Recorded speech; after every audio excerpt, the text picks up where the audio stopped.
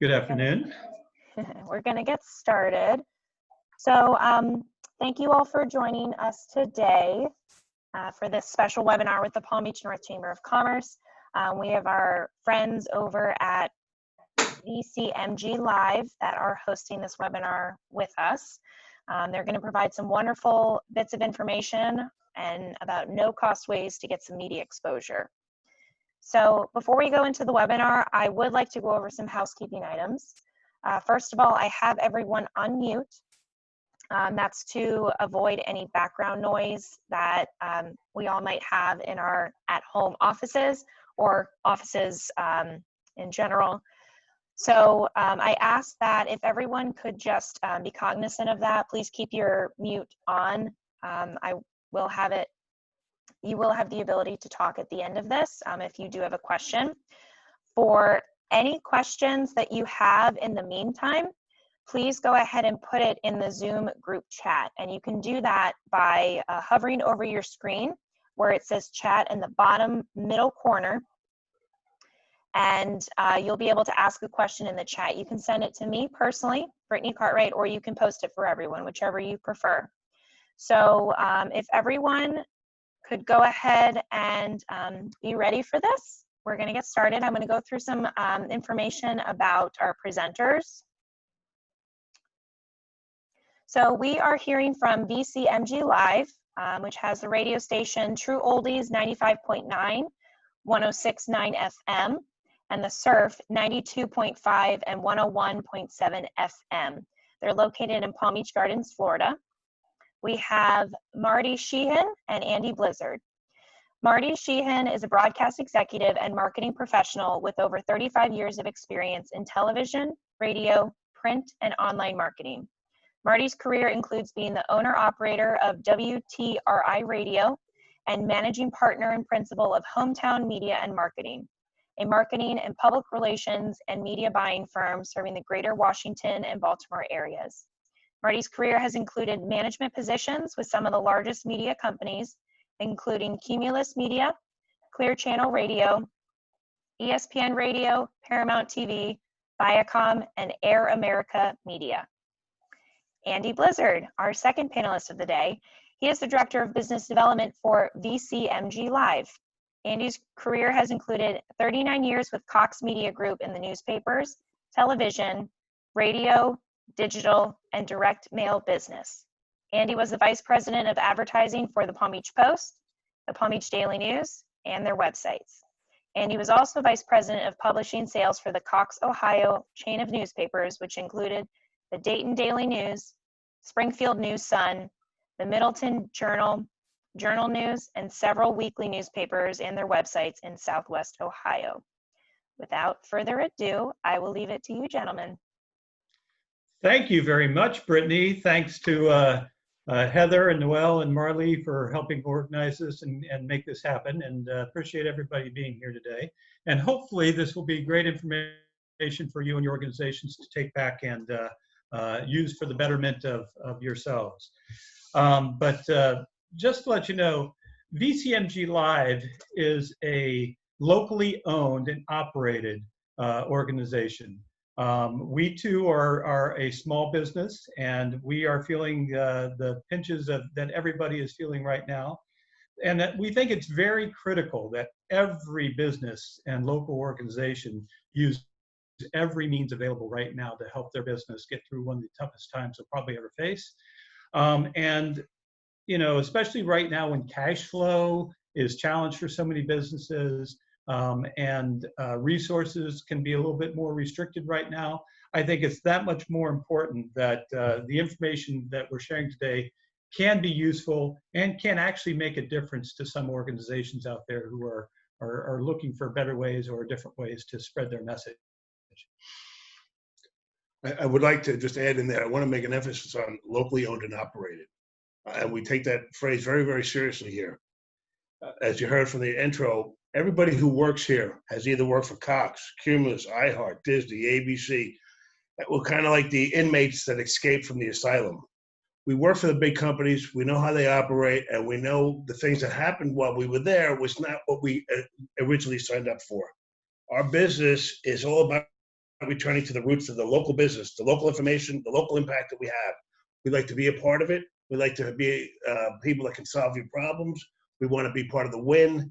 We want to be part of the solution. And sometimes when you work for these big companies, the first thing is people and resources become an expense. So when Andy says we feel your pain, we're in the same situation as many of those businesses that we support and work with throughout the year. You know, we too have to have cutbacks. We had to relax. We are feeling the pinch just like everybody else. So we can truly, again, we're here with you guys in the trenches on a daily basis. While there's a place for national news, we absolutely believe and care that we are affected by what's happening in our own backyard. And that's the important part here. Locally owned and operated means that we live here, we work here, and we play here. And then we have success here along with our failures here. So when we're looking at what we can do out there as far as from a media standpoint, content is king. It drives the audience for every single media company out there. And everything that a media company such as ours or other ones within the marketplace do is about providing that content that will drive a local audience and deliver that audience information that is really, really important to them. Content gathering and curation is really expensive proposition. So anything that you as an organization, you as a business, that can help reduce that time, that expense that goes into gathering that information for a media company out there can benefit your organization very greatly. If you can supply some content to whether it's whatever media it is, that makes sense for their business to be able to take that information, easily convert it to their media, post it on their websites, and share it with their audience, it's going to make a lot more sense to them, and it's going to be something that helps your business spread information that you want to share right now. I want to just stay on this for a second. Right now, if you turn on the news, maybe you pick up a newspaper, we're slightly inundated with virus. And I've heard from a lot of folks that there's nothing on TV, and I'm reading more books than I've ever had before in my life. And my magazines are half the size that they used to be, and there's nothing in the newspaper. And you think about content is king right now. There's no movies out. You can't go to the theater. Think about Netflix, right? Why are they so successful right now? Because they have new programming, right? We're buying new programming. We're looking for new resources. And to bring that back to the local level here, our radio stations and our events are driven locally. We actually program our radio station. We don't wait for somebody from some other city to tell us what songs to play. We try to match the songs that we want to meet in the marketplace. And we're trying to drive traffic to 45 plus. Our songs are driven in that direction, whether it's on True Oldies or Surf. Again, we try to train on, and to Andy's point, when we have an opportunity to talk about something, whether it's maybe there's a drive for food, or there's a hunger drive, or there's a race to cure, we're the place to come. To bring that information, again, content is king. Bring us good information, we'll get it out there. We have the pipes, and we have the strength, and we have the coverage to get that information out there. So again, content king. Content will always play well, but if you have information, it's just as easy to call someone and say, "Hey, we'd like you to play this song, but hey, while you're at it, could you also play this opportunity because we're going to do a food drive this week at the school." Okay, we're right here. That's the beautiful again. We don't have to get an approval from anybody to do that. We're right here in the marketplace. It's a quick phone call. Yep. And one of the important things I will emphasize, if you look at the 3 bullet points on this page I'm sharing right now, it really puts your organization in control of the conversation that you want people talking about out there. Providing the kind of content that a media can easily use because it's good information, it's shared with them really well, but it lets you start the conversation about their coverage of your organization. And it gives you a little bit of influence over the coverage that you're going to be getting in the marketplace. So leverage every single media opportunity you can and stick with the ones that fit best for your organization. Whether it's television, cable, or whatever, all of this adds to your exposure in the marketplace. If you can share information in a form that is easily converted to television, to radio, to newspapers, to Facebook or your website, please do so. And the one thing I really want to emphasize here is if there's any way for you to set everything up as a link back to your site, that's going to help your business, it's going to help your website traffic, it's going to help your exposure. Even if you can't do that, if you can actually link your website to every single one that covers your story or features you and your business and your organization, it's actually going to help the organic search of your website page. It'll come up higher in those Google rankings. It'll naturally flow closer to the top. If you're linked to good websites that have good reputation and a large audience out there, it's going to help boost you and raise you in the marketplace, and as people are sharing and searching for information. And if you can actually make good contact with local influencers out there, I think that's always a good strategy, because you never know when they're going to be looking for resources. So when you write and submit press releases, one, you want to do it in every single media platform that you can. Print, video, audio, photographs that can easily be converted into somebody's platform or format and can be easily shared. Make it short and as simple as possible. Focus on the message that you're trying to get across and the things that you want the audience to focus on as well.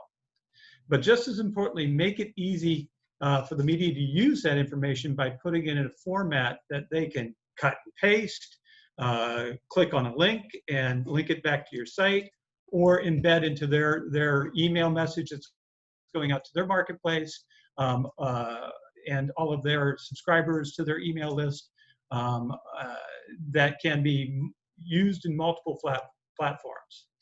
But really focus on that audience and why it's important to them. Why does it make a difference to that audience? And why is it important for them to know? And keep that theme consistent across all the platforms that you use. So if you're want to show if you did a video clip, you don't want a 10-minute video clip. You want a 10-second video clip or a 20 or 30-second video clip, something that can easily be picked up and used without editing.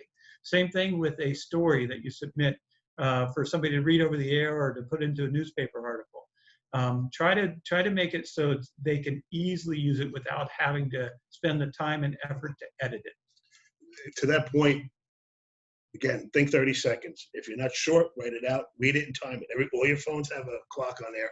Time it out.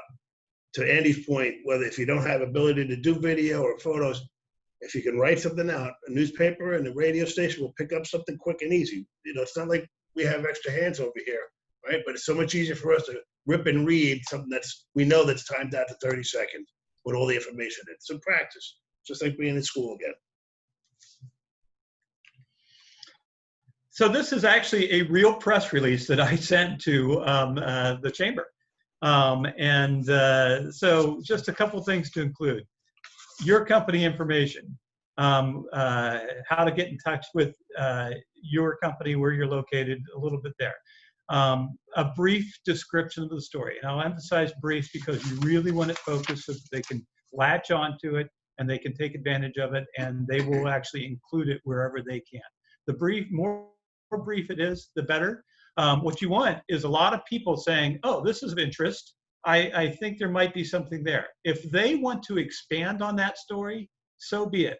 That gives them an opening to do so. But you can't, I would recommend that you don't try to put the entire story in a press release. I think you try to put the information that is most pertinent to that audience and the key points that you want emphasized in the marketplace about the good you're doing, the cause that you're behind, what your organization's number of hours of public service has been.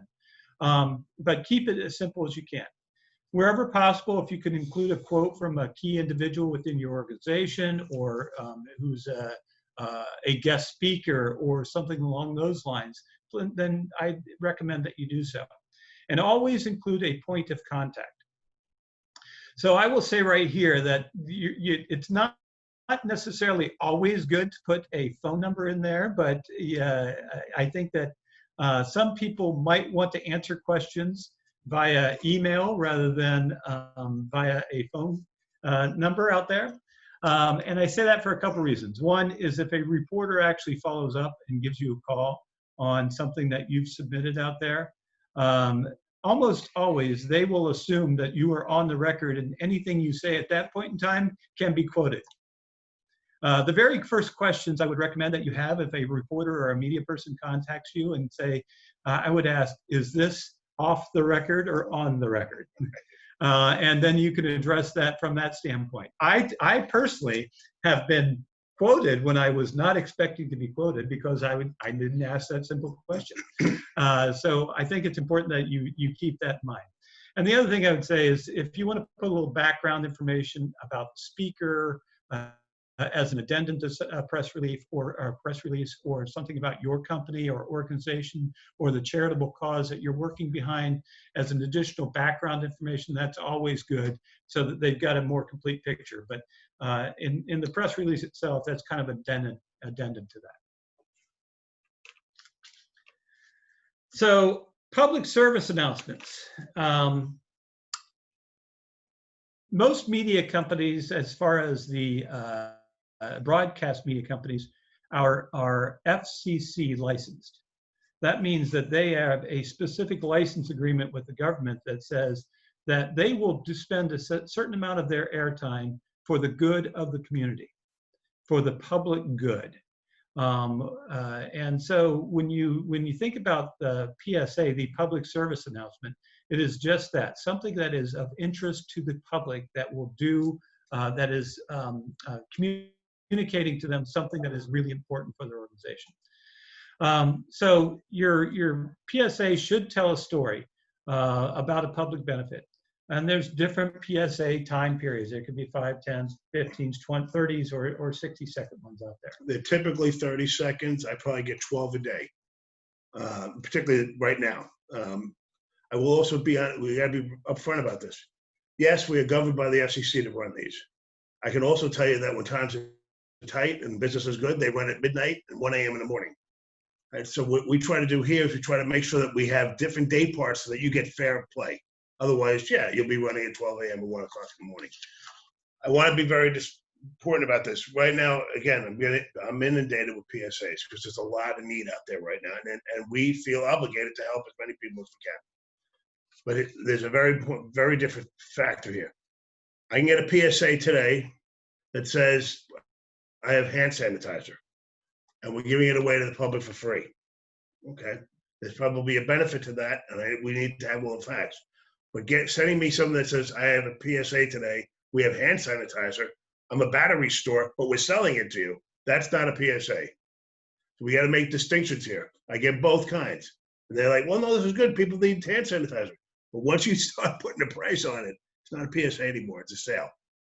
All right? If you're giving it away for free for the public good, or you're having a benefit for somebody different. So you got to be very careful with these. Okay? But to Andy's point, keep it brief, 30 seconds. And we got to see what the public good is. The easy ones, right? Race for the Cure, something about food drive, Thanksgiving clothing drive. They're the obvious ones. Leukemia, Race for the Cure. These are the obvious ones, and these are the ones we all know. There's a lot of less obvious ones now, and they're popping up all over the place right now because of what's happening out there right now. There's so many needs. And we want to make sure that they get fair play. So price tags, no good. Offer free public service, good. So when you do submit those, there's no harm in submitting. It can't hurt one bit. So if you get a chance to do that, then do that to as many stations, as many contacts as you can. Submit it in a digital format that can be easily shared. And I think everything's going to be along those lines these days. But look for news directors, program directors, station managers, or even your sales representative that you've worked with at one of those stations in the past are always a good way to funnel those to people. Sharing your expertise. So I don't think I've ever worked with any media company that didn't want to have local contacts as sources. And those people become very valuable to the media company because when there is a need, they know who to turn to, they know who they can trust, they know people who are experts in the field that they can tap into. So reach out when you get a chance to on-air personalities, the news directors, editors, and talk to them about your expertise. At some point in the future, they may want to quote from you. They may want to bring you on air and have a conversation with you. Many of the TV and radio stations do community programming, and they may be looking for content. So having that local person that they can turn to as an expert could be very valuable to them as they're trying to put their programming together. You know, various kinds of media can be excellent, make excellent posts on your LinkedIn or Facebook pages. So if you are putting together a PSA, whether it's through TV or radio format or however, try to convert that over to your LinkedIn page and post that on your LinkedIn page or your Facebook page for your business. And to build that following, to build that reputation as an expert in the field, it can only help your business and your organization. You know, to that point, a couple of years ago, I owned a station, and there was a gentleman who was a listener of ours, and he was a political junkie. I mean, he was retired, he had been a reporter, and he knew everything in the world about politics. And of course, we were going into a feverish election, and we didn't have anybody on staff that could do that. So we made him a stringer. And then every day at noontime, he'd call in and give us a 30-second or 60-second piece that he'd written. And he did it every day. And the closer we got to the election, the more and more airtime we gave this gentleman. Make a long story short, we eventually hired the guy because he was that good. He had a strong following. He actually brought sponsors to the table. But this was a retired gentleman. He just happened to call the radio station one day and say, "This is my background. I'm bored. I need something to do."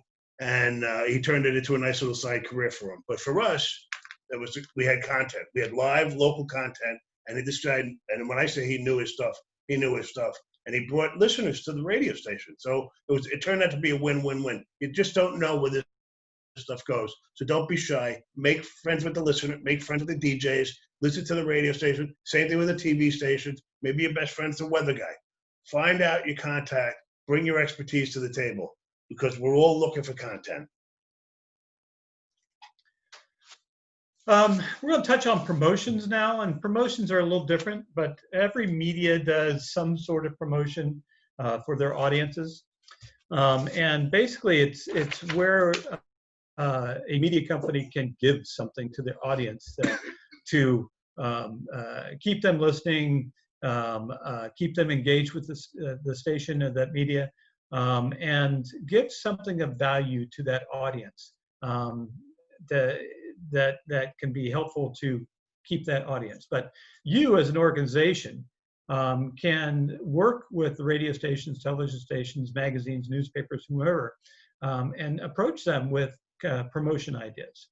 If you've got an event coming up that you're a sponsor of, or if you're a nonprofit organization and you've got an event coming up, if there's a way for you to give a gift basket away or get with one of your sponsors to provide gift certificates, that then you could go to your local radio station or whoever and say, we've got these 20 items that you can give away to your audience.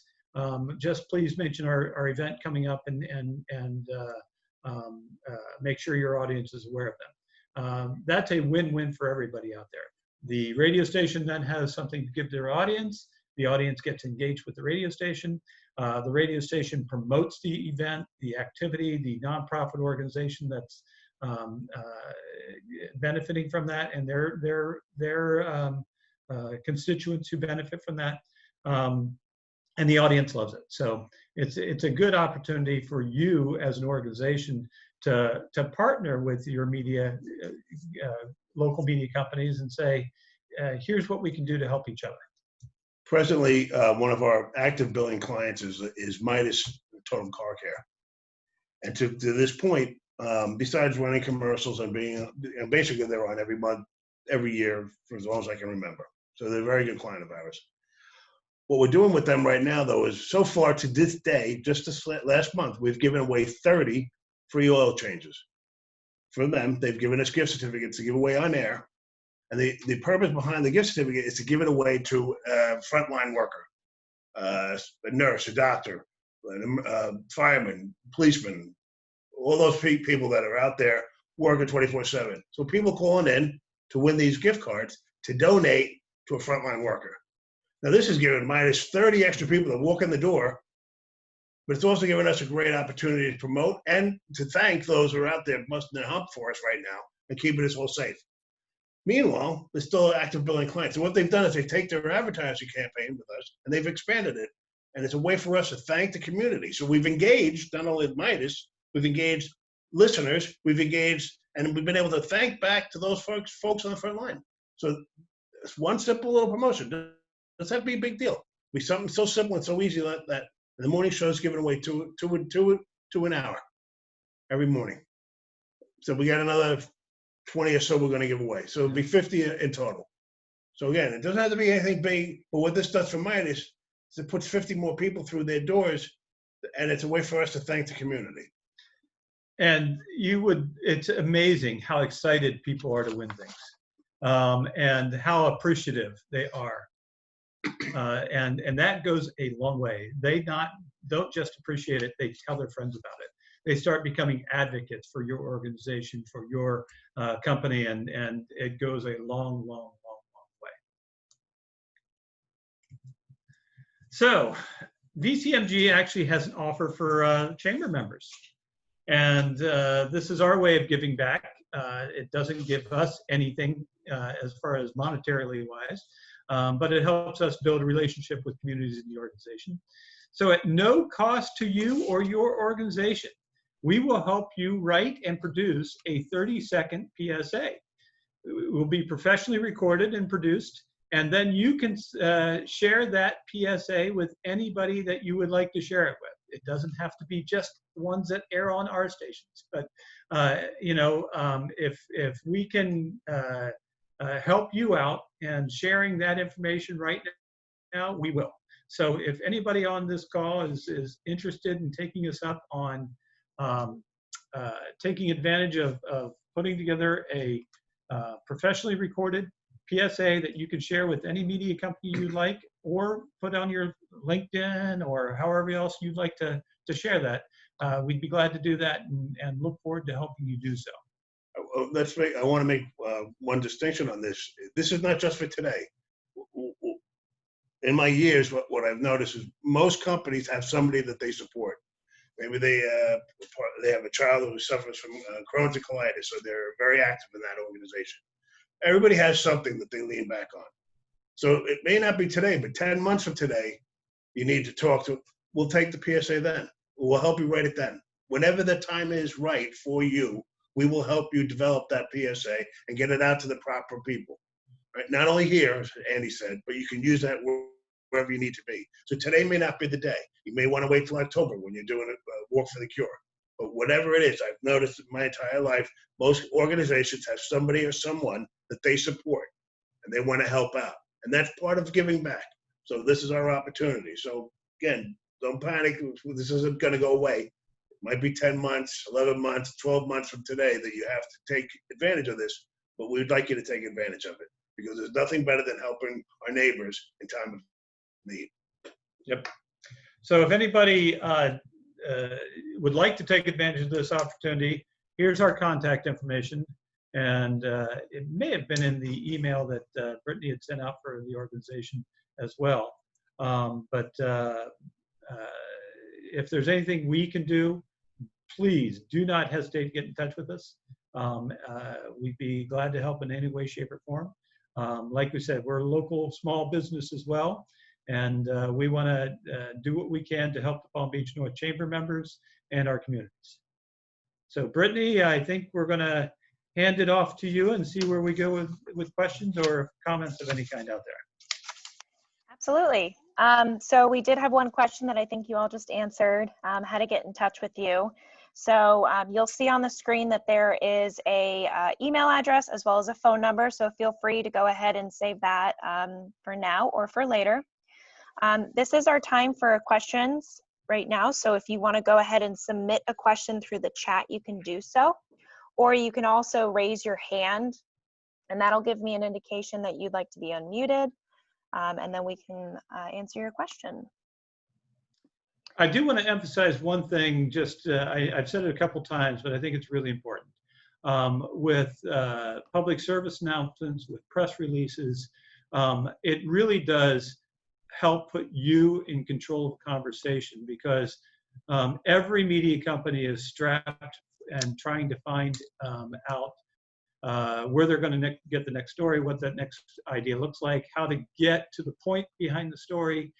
And with so many organizations, businesses, and things being closed or working remotely right now, it makes it that much tougher for anybody who's in the news gathering business to do that. So anything you can do to make it simple for them and to control that conversation is going to help you a great deal. Okay, awesome. I have a few questions. What is the best way to get television coverage for an event, such as bringing food to children at the hospital? Give them advance notice as much as possible. I would say that they're not necessarily going to cover every event out there. They will look at what the breaking news is of the moment, and they're going to assign any kind of film crews, even if they've talked to you about being out there for coverage. A robbery could take place, a car chase, a fire. They might be called somewhere else where they can't get there. So it's always good to work as far in advance as you can. Also, if you can have somebody who can take fairly professional video, and that's not as hard as it used to be, of the event and be there, that can actually supply that to a television station, either from last year's event or for this year's event if the television station does not show up, something that they can actually air even if they don't have a film crew show up. And if you do send film from last year, along with a specific quote, the information about this year, contact information, the more you can supply them in advance, the easier you can make it for them to actually air, the better it's going to be. But especially if you've got a well-known personality or a chairman of an event that is a good person to quote, or might have some local interests that will draw people in there. If you can do that in advance, so they've got something to work with ahead of time, that might make it easier on them and give you a better chance of actually being covered prior to your event, if not at the event itself. Listen, you have 5 active network affiliates in this marketplace, plus a couple of cable companies. Each one of them has a news director and a station manager. Those are the first 2 guys. You know, it's about peppering these people. It's like sales, right? You got to keep knocking on the door before you break through. You might hit them on a slow news day and bingo, right? All you got to do is get in there one time. But I would build a Rolodex and have that email database ready to go with their names, their email addresses, and start peppering those people. Look, it's the old story, right? Squeaky wheel gets the grease. The other thing is, if you're working with anybody in the marketplace, if you're working with a TV station, you're working with cable, if you're working with a newspaper, you have a sales rep. Use them too. Okay, don't be shy. All right, just build up that database until they tell you go away. You keep going. It actually leads to our next question, which is, how do you build your media list? It's really difficult to understand who the contacts are in the media. I think it was really great that you pointed out the 2 people that you should. So how do you acquire their information? And what's even more challenging is, how do you get in touch with them? Actually, a great place to start is on the media's website. You're probably going to find a list of employees that includes their title on their website. So build that database as far in advance. Marty also mentioned the sales reps. Sales reps will be glad to try to supply that information to you.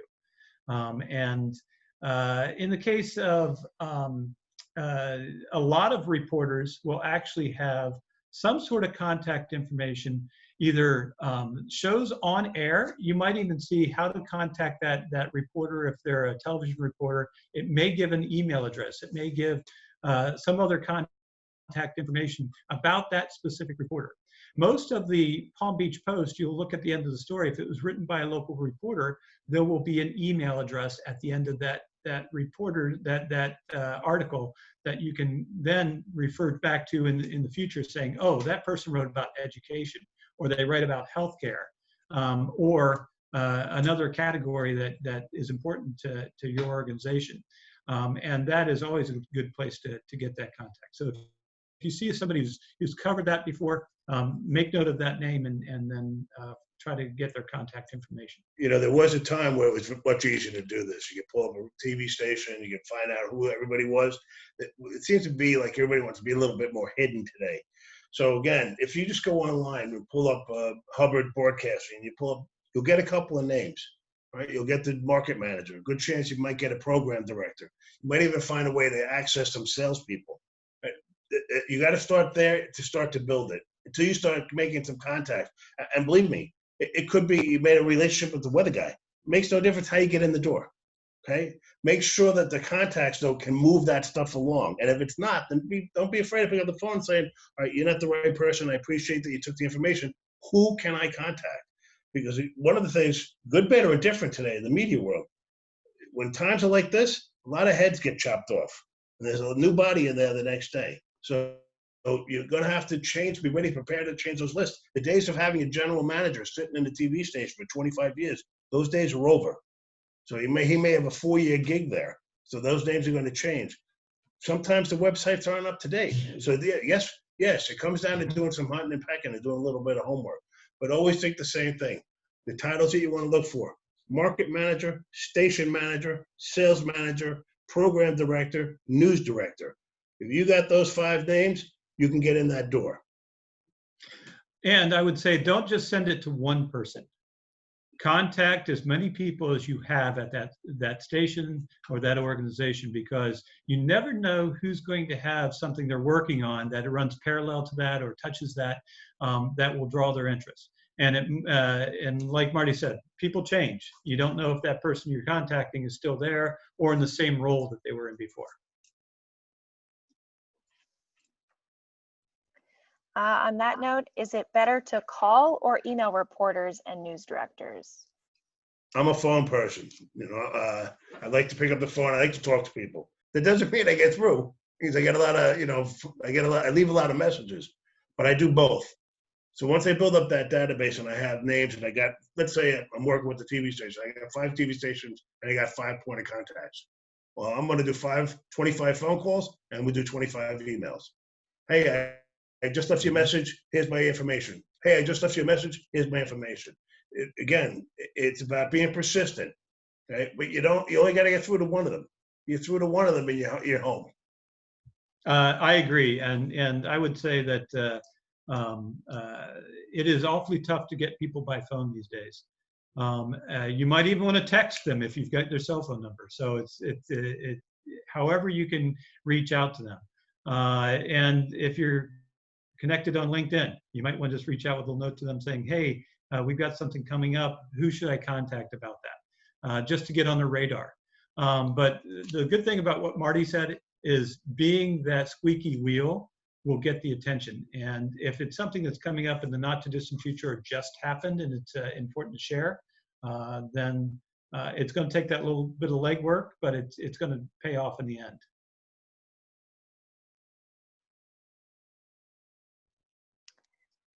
Okay, so those are all the questions that were submitted through the chat.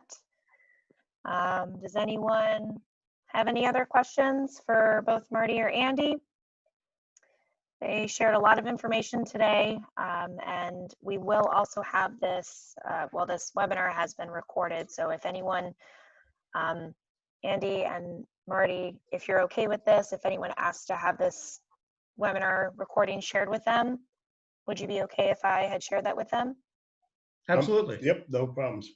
Awesome. Yep. Okay, so if anyone wants the recording, please email me You all should have the email information.